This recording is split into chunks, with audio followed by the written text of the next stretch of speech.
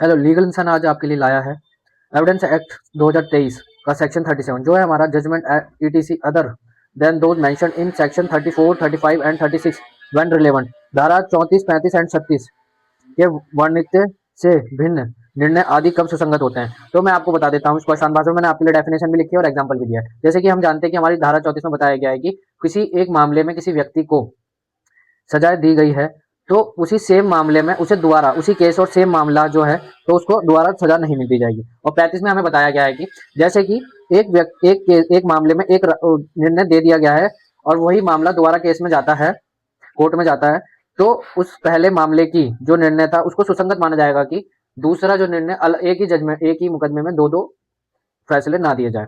ठीक, 36 हमारा बताता है कि एक मामले में अगर किसी व्यक्ति को समझाने के लिए दूसरे केस या उसी केस का समझाने का उदाहरण दिया जाए तो वो बाध्य तो नहीं होता, पर आपके समझने के लिए उसको ऐसे बताया जाता है। तो धारा 37 में इन तीनों का मिश्रण दिया गया है, तो ऐसे होता है। और जो कि है हमारा फ्रॉड और collection in objecting judgment of incompletion of court में भी प्रूफड। निर्णय अभिप्राप्त करने में कपट या दुष्शांति अथवा न्यायालय की अक्षमता साबित की जा सकेगी। यदि इसमें यह बताया गया कि यदि आपका कोई मामले में आपको धोखा दे या मिली भगत करके उस फैसले में किसी व्यक्ति ने डिग्री या निर्णय ले लिया है तो आप न्यायालय में उस डिग्री या निर्णय को गलत साबित करके उसका फैसला वैध नहीं माना जाएगा। ये धारा 38 में बताया गया है। धारा 39 में बताया गया है कि हमारा किन्हीं अन्य क्षेत्र के विशेषज्ञ की राय, इंग्लिश में इसको बोलेंगे ऑप्शनल ऑफ एक्सपर्ट।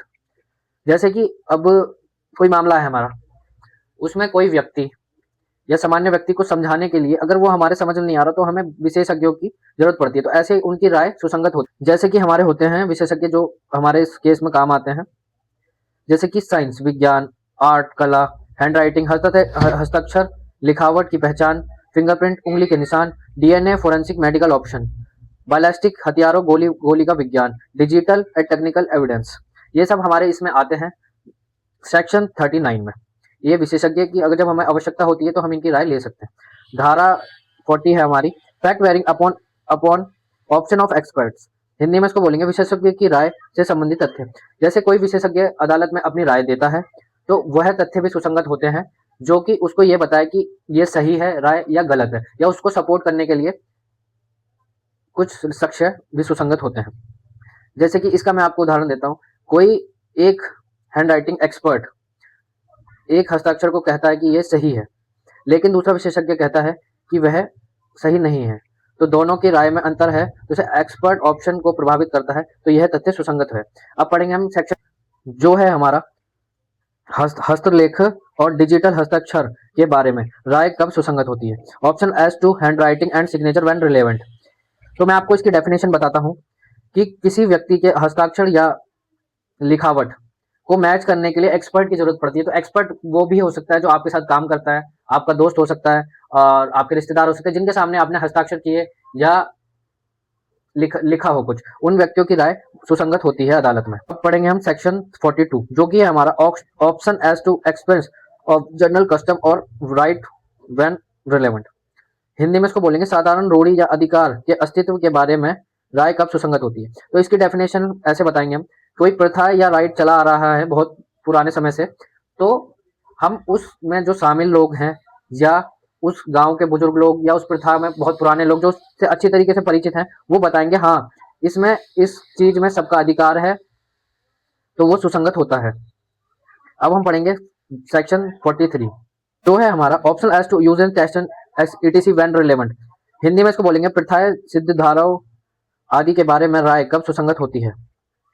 कोई ऐसी प्रथाएं या परिवार की प्रश्नाओं या धर्म के बारे में कोई भी चीज ऐसे अस्तित्व में प्रश्न उठे तो वो व्यक्ति सुसंगत माने जाते हैं, उनकी राय सुसंगत मानी जाती है। जो उस परिवार का हिस्सा हो या उस धर्म से बहुत पुराने तरीके से जुड़े हुए हों, वो बताते हैं कि इसमें ऐसे होता है और आपको भी ये करना होगा, तो वो चीज सुसंगत मानी जाती है। तो अब हम सेक्शन पढ़ेंगे 44 जो कि है हमारा option on relationship when relevant. नातेदारी के बारे में राय कब सुसंगत होती है। जब भी किसी व्यक्ति के आपसी संबंध पर सवाल उठता है, जैसे पिता माता, संतान पति पत्नी, यदि भाई बहन पर उठता है, तो वो व्यक्ति सुसंगत होते हैं, उनकी राय सुसंगत होती है, आपके पड़ोसी या आपके घर के बुजुर्ग सुसंगत होते हैं। इसको मैं आपको उदाहरण बता देता हूँ कि पिता पुत्र का संबंध, अगर किसी व्यक्ति ने अपने पुत्र के नाम वसीयत लिखी है तो वह परिवार का बुजुर्ग या आपका पड़ोसी सुसंगत होगा कि वो यह कहेगा कि यह इस आदमी का पुत्र है। अब हम पढ़ेंगे सेक्शन 45, राय के आधार पर कब सुसंगत होता है। Grounds of optional when relevant, इसको हम बताता हूँ इसकी डेफिनेशन कि जब कोई विशेषज्ञ या समान व्यक्ति किसी विषय पर राय देता है तो उसकी राय के पीछे आधार भी सुसंगत होता है ताकि अदालत यह देख सके कि वह राय कितनी विश्वसनीय और सही है।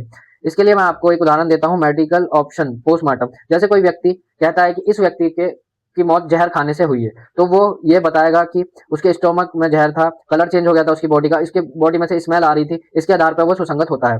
अब हम पढ़ेंगे 46 सेक्शन, जो है हमारा सिविल मामलों में अपराध अध्यारोपित आचरण साबित करने के लिए सील विसंगत। In criminal cases provision good character relevant.